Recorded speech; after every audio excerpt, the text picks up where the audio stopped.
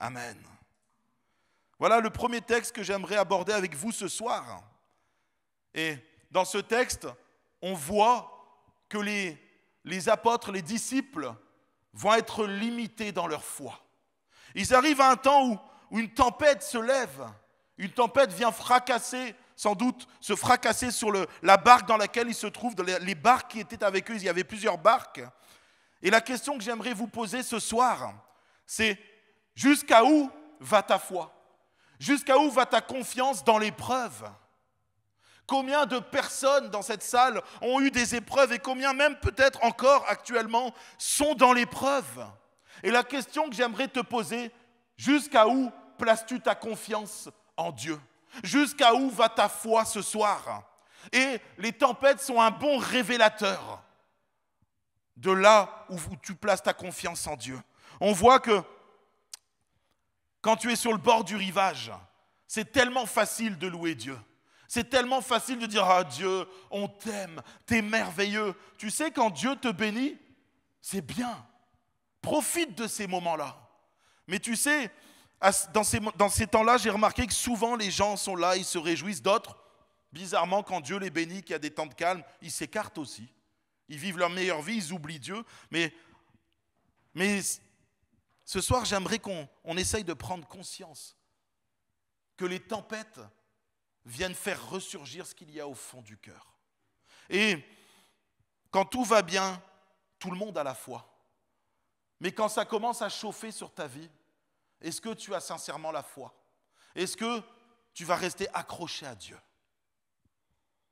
Vous savez, dans ce texte-là, on voit que la barque est en train de prendre l'eau et les disciples commencent à être effrayés.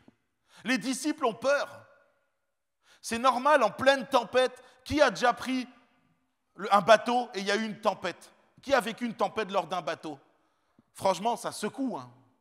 Moi, je me rappelle un jour, je l'ai déjà raconté peut-être ici, je ne sais plus, mais je partais au Maroc avec un pote et puis on avait pris un bateau. Normalement, le bateau ne devait pas partir. Voilà, la décision du port avait été dite qu'elle n'allait pas partir, mais apparemment, des gens ont vraiment fait pression et le bateau est parti. Nous, on a vu l'information qu'il n'allait pas partir. Donc on s'est dit, bon, on part, c'est notre bateau, sinon on va le louper. On rentre dans le bateau. Je vous assure, ce jour-là, j'ai cru que j'allais mourir. Le bateau était dans tous les sens, les gens, ils pleuraient. On se croyait dans un film catastrophe. On entendait des pleurs, des cris. Moi, j'étais comme ça, allongé au sol. Je me rappelle, à cette époque-là, je n'étais pas chrétien. Mais je vous assure que j'avais eu peur. Ça fait peur quand il y a une tempête qui se lève. Et il y a des tempêtes qui sont tellement grandes qui nous effraient.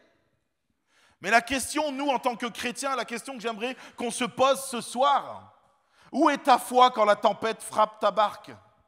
Est-ce que tu tiens ferme?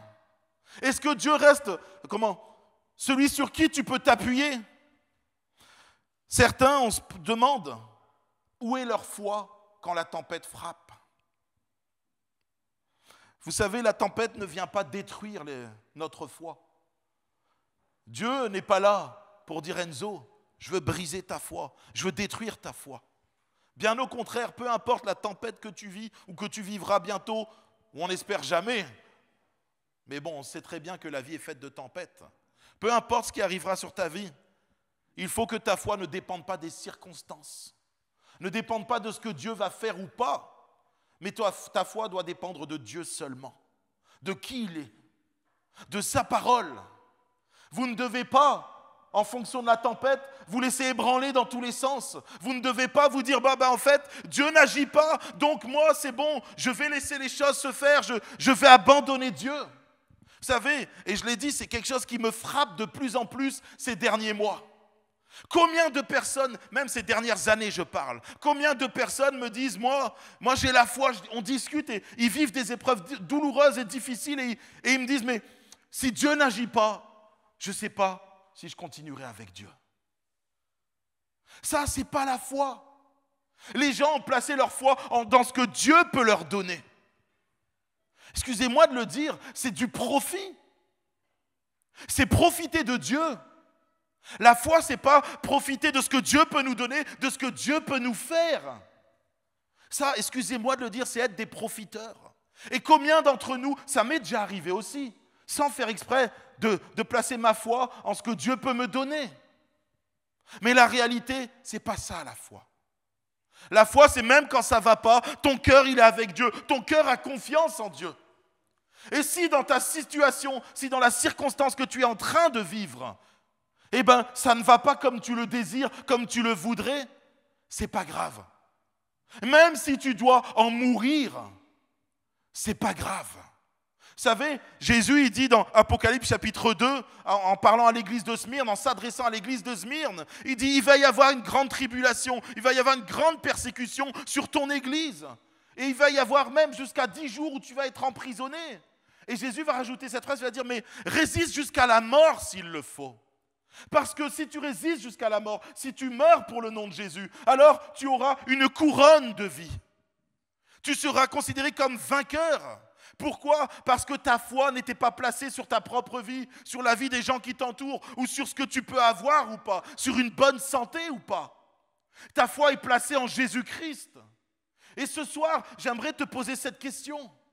Est-ce que quand la tempête frappe ta barque, tu t'écroules, tu t'effondres, et puis en fait ta confiance disparaît comme un glaçon au soleil?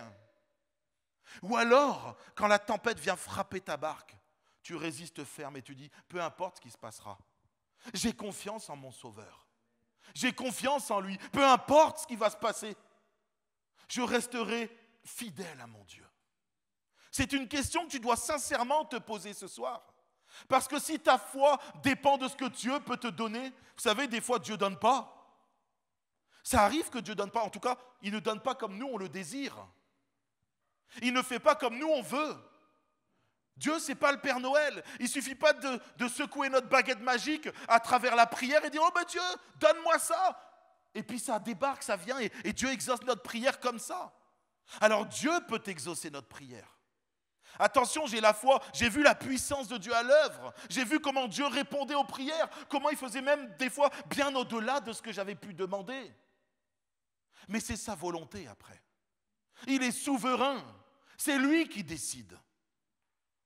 Et s'il décide de ne pas agir comme toi tu le veux, vas-tu lui rester fidèle? Vas-tu lui faire confiance quand même? C'est la question importante de ce premier point. Peu importe ce que tu vis, peu importe ce que tu traverses, est-ce que tu auras la foi qui va aller jusqu'au bout? Paul dira, la fin d'une chose vaut mieux que son commencement. Et c'est une réalité. Paul dira, j'ai fini la course. Est-ce que toi aussi tu finiras la course? On n'a qu'à faire un petit remake de ce que Paul a subi. Si Paul, sa foi dépendait des circonstances de sa vie, à un moment il va faire une liste, il va dire j'ai été lapidé à 2-3 reprises, j'ai fait 3 fois naufrage, j'ai été battu, j'ai été rejeté, j'ai dû fuir. La vie de Paul était catastrophique. Ce n'était pas une vie de rêve. Personne n'aimerait vivre la vie de Paul. Pourtant on parle de Paul comme étant un apôtre qui a révolutionné le monde de l'époque. Il a évangélisé, il a fait tellement de choses pour Dieu. La foi de cet homme est impressionnante. C'est un exemple même pour nous. Mais Paul n'est pas resté à attendre que Dieu le bénisse, que Dieu lui donne des choses. Et c'est peut-être le problème de notre société occidentale. On est centré sur les biens matériels et notre foi peut dépendre souvent de ce que Dieu fait ou pas. Mais la réalité, la Bible nous dit que notre foi doit dépendre seulement de Jésus-Christ. Notre amour pour Jésus ne doit pas dépendre de ce qu'il nous donne ou pas, mais de qui il est et de ce qu'il a fait à la croix. Alors quand la tempête va frapper sur ta barque, et peut-être que c'est ton cas ce soir, où est-ce que tu te situes? Est-ce que tu fais confiance à Dieu malgré la difficulté dans laquelle tu es? Est-ce que tu es prêt à dire, mais même si Dieu ne me donne pas ce que je désire ce soir, ce que j'ai besoin, ce que j'aimerais pour me sortir de mon épreuve, est-ce que je continuerai à l'aimer et à lui faire confiance? Parce que Dieu est digne de confiance. Et ce soir, c'est une question que vous devez vous poser sincèrement. L'épreuve, la tempête, est un révélateur de ta foi. Et si quand la tempête frappe, tu tangues, ça arrive de tanguer, mais qu'au final tu dis, non, en fait, Dieu, c'est pas ça, je n'avais pas pensé à ça, alors c'est que tu dois te remettre en question et dire, Seigneur, j'ai besoin d'avoir foi en toi, non pas pour ce que tu peux me donner, mais pour qui tu es. Est-ce que vous êtes prêts avec ça, les jeunes, ce soir? Est-ce que vous êtes prêts à suivre Jésus malgré les épreuves de la vie? Est-ce que vous êtes prêts à le suivre même s'il ne vous bénit pas de la façon dont vous espérez?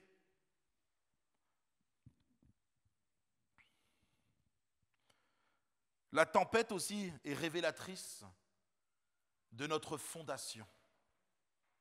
Et c'est une réalité. On va prendre un deuxième texte maintenant, dans Matthieu chapitre 7, au verset 24 à 27. Matthieu 7, versets 24 à 27.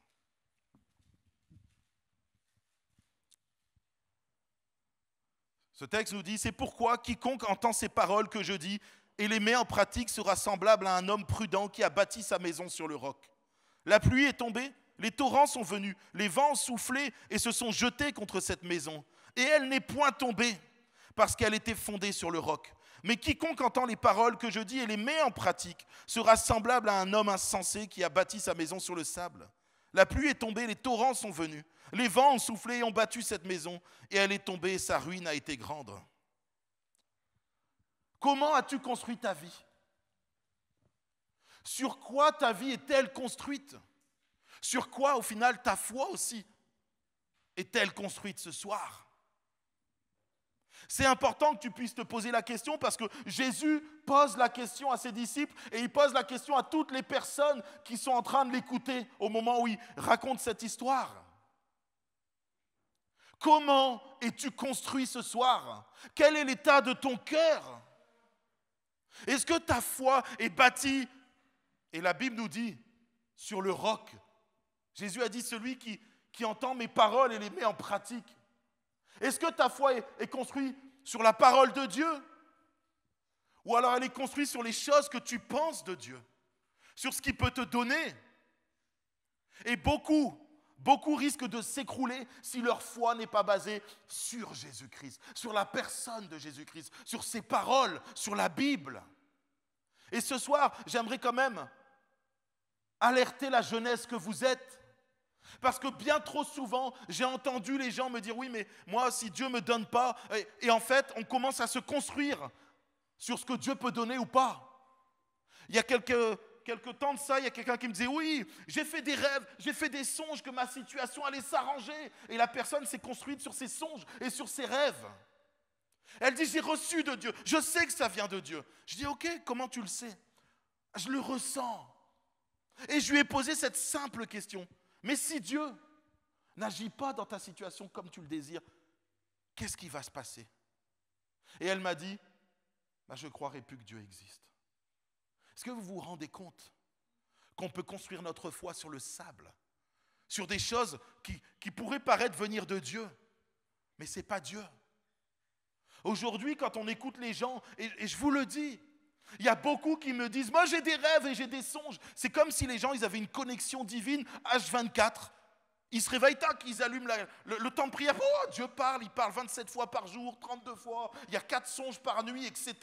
Et les gens, c'est encore pire que les prophètes et même que les disciples où le Saint-Esprit est descendu directement sur eux.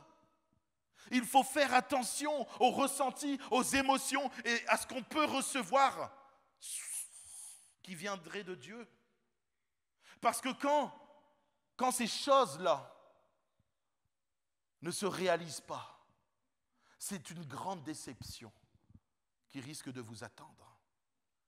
Moi, parfois, Dieu m'a fait des promesses et j'ai attendu. Et je me suis dit, si elles ne se réalisent pas, c'est peut-être que je n'avais pas bien compris. Mais ma foi ne dépendait pas de ce que Dieu pouvait faire ou pas. C'est pas que j'en avais rien à faire de ce que Dieu pouvait faire. J'espérais quand même que Dieu fasse quelque chose. Et je priais dans ce sens-là. Mais ce que je suis en train de vous dire, c'est que votre foi ne doit pas dépendre de ce que Dieu peut faire ou pas. Sinon, le jour où la tempête va souffler, c'est une certitude, vous allez vous écrouler. Vous allez tout perdre. Vous allez finir en dépression. Et ce n'est pas ce que la Bible veut, ce n'est pas ce que la Bible nous dit, ce n'est pas ce que la Bible nous enseigne. Alors aujourd'hui, sur quoi est basée ta foi? Sur quoi est construite ta vie? Ta vie doit être construite sur Dieu. Et uniquement sur lui. Jésus dira, celui qui met mes paroles en pratique. C'est pourquoi celui qui entend mes paroles et les met en pratique. Ta foi doit être basée sur la parole de Dieu et sur le fait de la mettre en pratique seulement. Tout le reste, c'est un plus. Tout le reste, c'est comme, excusez-moi, la cerise sur le gâteau. Quand Dieu te bénit, quand Dieu te donne des choses, gloire à Dieu. Mais il ne faut pas espérer seulement dans ces choses-là. Moi, je crois que Dieu bénit. Moi, je crois que Dieu pourvoit à nos besoins. C'est marqué dans la parole. Mais de quelle façon ? Notre façon de voir occidentale a parfois obscurci les bénédictions de Dieu. Le fait que tu te lèves le matin en bonne santé, c'est une bénédiction de Dieu. Le fait que tu respires, c'est une bénédiction de Dieu. Le fait que tu puisses te réunir dans cette salle ce soir, à louer Dieu, à entendre sa parole librement, c'est une bénédiction. Combien de personnes dans les pays persécutés ne peuvent pas faire ce qu'on est en train de faire? Musique à fond. Eliakim qui nous conduit dans la louange. Ça, c'est une bénédiction. Je pense que nous, en Occident, en Europe et surtout en France, majoritairement en France, on a perdu de vue la simplicité de l'Évangile. Les bénédictions de Dieu dans notre quotidien. Compte les bienfaits de Dieu. Vous connaissez cette chanson? Mets-les devant tes yeux et tu verras. Tu ne peux pas les compter réellement. Nous, on a oublié que le fait de se lever en bonne santé, le fait de se réunir, de pouvoir chanter, louer Dieu, d'avoir des croix. Il y en a plein de vous qui ont des croix autour du cou. Faites ça en Afghanistan, faites ça en Irak, faites ça dans des pays, vous allez voir. C'est une bénédiction. Et rien de le fait de pouvoir vivre comme on est en train de vivre est une bénédiction. Et ce soir, j'aimerais vous dire que votre foi doit être construite en la personne de Jésus-Christ seulement. Pas en ce que vous pouvez vivre, pas dans les tempêtes qui viennent s'abattre sur vous et vos désirs vis-à-vis de ça. Ne vous faites pas une illusion de Dieu. Dieu n'a jamais dit que vous serez en bonne santé.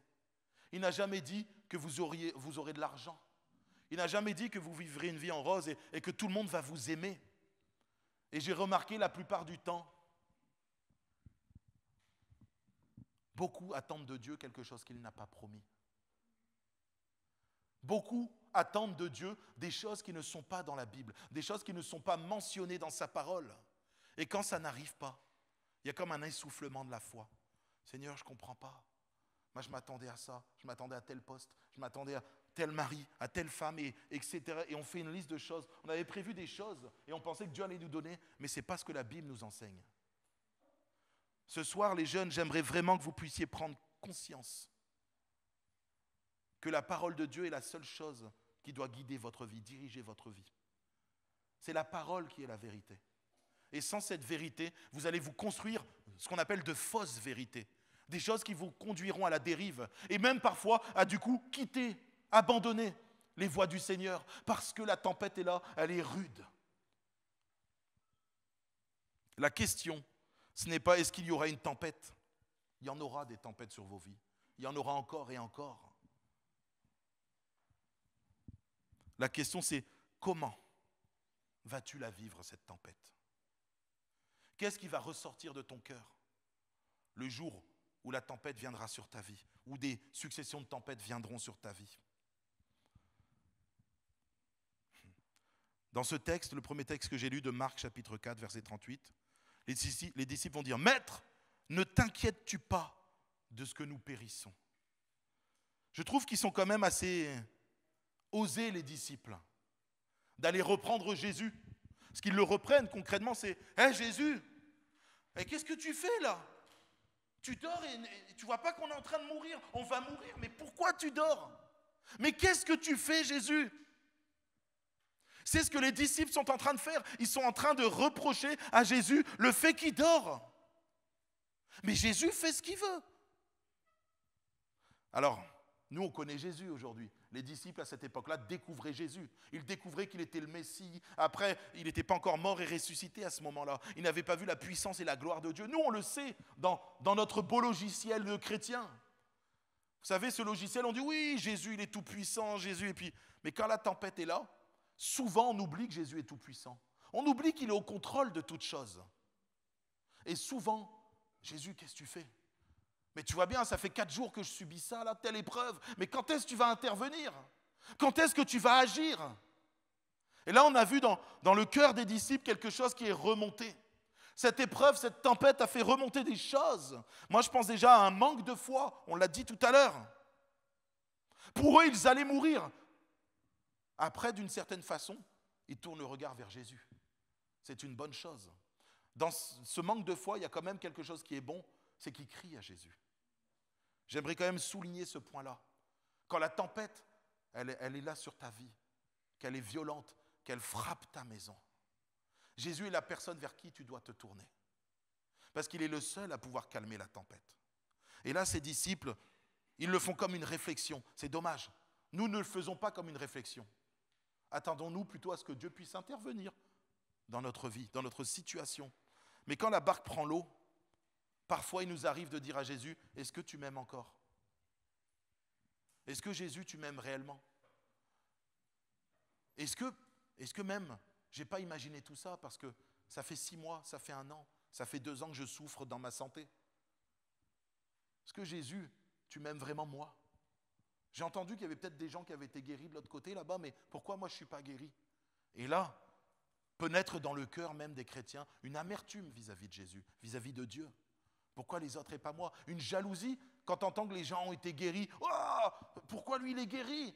En plus, il a été guéri d'un cancer. Moi, je n'ai même pas un cancer, c'est moins grave et je ne suis pas guéri. Pourquoi lui, il a telle chose, il s'en est sorti, pourquoi moi, ça ne marche pas?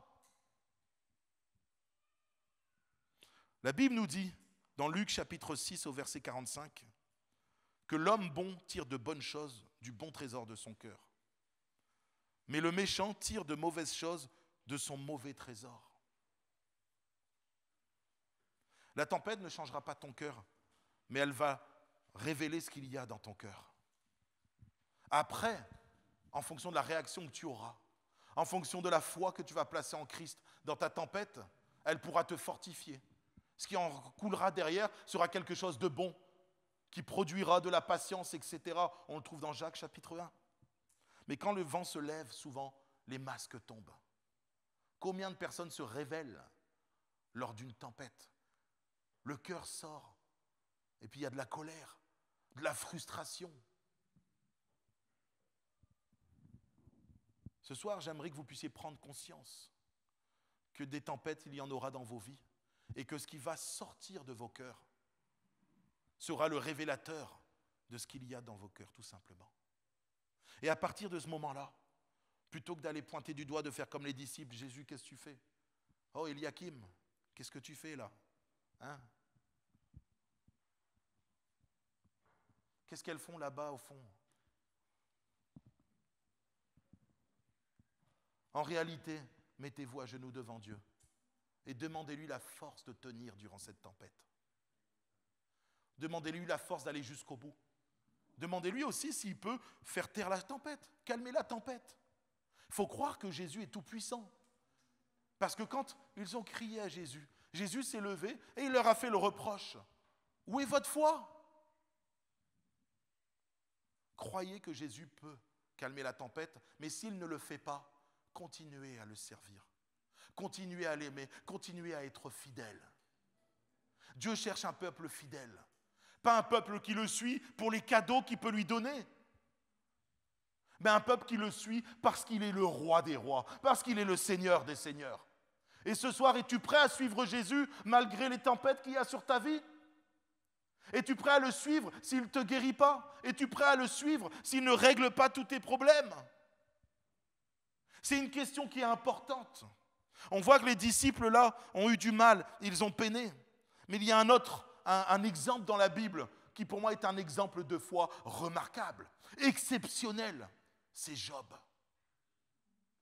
Job, son histoire, c'est de la folie. Je ne sais pas s'il y a des gens qui ont vécu le 10e de ce que Job a vécu. Il est là et tout va bien, Job. C'est quelqu'un qui aime Dieu, il sert Dieu. Il est bien, la Bible nous dit, il est juste. Même Dieu vient vanter Job. Il dit, tu as vu mon serviteur, comment il est bien? Vous imaginez si Dieu disait ça de nous? Tu as vu comment Matthieu il est bien? Wow, tu seras en feu, tu dis Seigneur, gloire à Dieu. Tu sais, si Dieu vient, il pose ses regards sur toi, il dit ah mon serviteur il est bien. C'est comme à la fin quand Jésus reviendra, il dirait bon et fidèle serviteur. On se réjouira parce que ça sortira de la bouche de Jésus.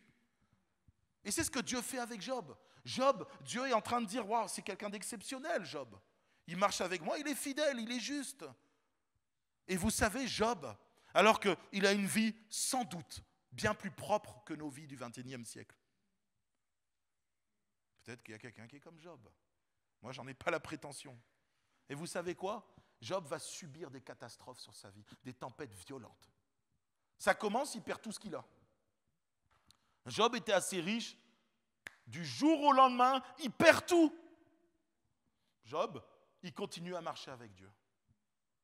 La Bible nous dit qu'après, Job va perdre ses enfants. Mais c'est horrible. Qui ici a des enfants? Ok, au fond, là, les Mazas aussi, ils ont hésité à lever la main, mais ils ont bien une petite fille. Imaginez, non, j'ai même pas envie d'imaginer ça. N'imaginez pas. Mais ceux qui ont des enfants, ils savent. Quand vous n'avez pas d'enfants, vous imaginez. Mais quand vous avez des enfants, c'est dur ce que Job a vécu. Et si tu te mets dans la peau de Job 2 minutes, combien de personnes s'effondreraient de perdre un enfant? C'est horrible. C'est une catastrophe. Jamais aucun parent ne devrait voir ses enfants partir. Et c'est ce qui s'est passé pour Job. Mais pas que pour un enfant, pour tous ses enfants. Il a tout perdu. Et après même sa santé. Attaqué dans la santé, mais c'est violent. Et qu'est-ce que Job va dire? Vous connaissez ce verset exceptionnel et impressionnant que Job sort? Ouais. L'Éternel a donné, l'Éternel a repris. Que le nom de l'Éternel soit béni. Écoutez bien, c'est important. Concentrez-vous encore quelques minutes, je ne vais pas être long. Parce que c'est important. Le jour où tu pourras dire comme Job, ce genre de phrase, dans tes épreuves, Dieu m'a béni. Et si Dieu veut reprendre, Dieu veut faire comme il veut, que Dieu soit béni. Que son nom soit béni. Alors tu sauras que tu es sur la bonne voie. Tu sauras que ta fidélité à Christ, elle a du poids, elle a de la valeur à ses yeux. Et Job va même aller plus loin encore. Job est exceptionnel. Quand je vous dis, lisez le livre de Job, c'est exceptionnel. C'est un homme exceptionnel. Job va dire, quand même il me tuerait, je continuerai à espérer en lui. C'est cette attitude de cœur que nous devons avoir. Ne pas baser notre foi sur des choses matérielles, même sur les êtres humains, sur nos enfants, nos frères et sœurs, nos parents. Parce que le jour où ils partent, notre foi s'écroulera avec. Notre fondation, elle sera basée non pas sur Jésus, non pas sur sa parole, mais elle sera basée sur les gens qu'on aime ou sur les choses matérielles. Et ce soir, j'aimerais vous dire vraiment que notre foi doit dépendre de Jésus-Christ seulement. Quand l'épreuve vient sur ta vie et que ressortent la colère, la haine, la tristesse, toutes sortes de choses, la dépression, le fait de rejeter Dieu parce que c'est trop dur. C'est à ce moment-là que tu dois dire à Dieu, viens, viens, je crie à toi, mon Dieu. J'ai besoin que tu sois ma fondation. J'ai besoin d'établir ma foi sur toi. Non pas sur les choses autour, mais sur toi. Si jamais tu sens que tu es dans des situations et que ta foi, elle vacille, que tu n'es pas sûr d'aller jusqu'au bout, place-toi devant Dieu. Demande pardon à Dieu d'abord. Seigneur, je te demande pardon parce que ma foi, elle est basée sur ce que tu peux me donner et pas sur toi.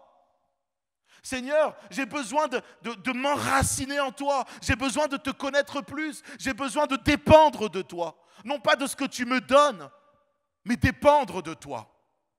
La Bible dit, cherchez premièrement le royaume de Dieu et sa justice. Et toute chose vous sera donnée en plus. Ce n'est pas chercher d'abord les choses, et puis Dieu, après sa justice, ça passera en second. Balayez tout ça, mettez tout ça de côté. Dieu doit devenir votre priorité. Non pas ce que vous désirez obtenir de Dieu, mais Dieu doit être votre priorité. Parce que le jour où l'épreuve s'abattra sur vous, et ça viendra. Je ne suis pas un prophète de malheur, c'est juste que ça arrive pour tout le monde. Dieu ne nous a pas promis d'avoir une vie en rose. Combien de personnes disent « Ah, t'es tombé malade, c'est pas normal, qu'est-ce que t'as fait ?» C'est pas vrai.